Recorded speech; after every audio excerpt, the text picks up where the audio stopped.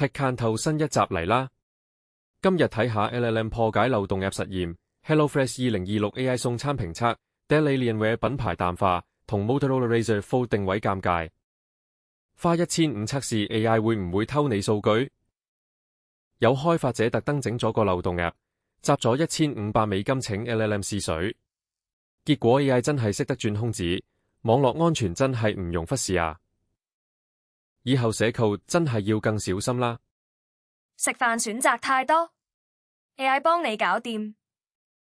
HelloFresh 2026加入 AI 同現代物流，搞出超巨型菜單，點餐方便晒，但係烹調包真係抵唔抵買呢？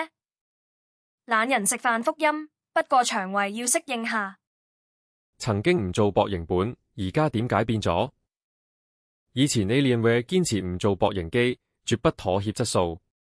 而家Dell同記憶體風波令品牌淡化，老粉真係痛心。電競雲去咗邊度？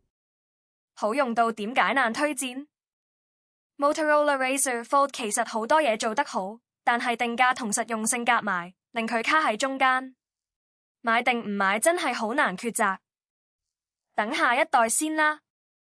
今日份科技動態就講到呢度。你對邊條新聞最有感？留言同我講啦。我們下期再見，拜拜。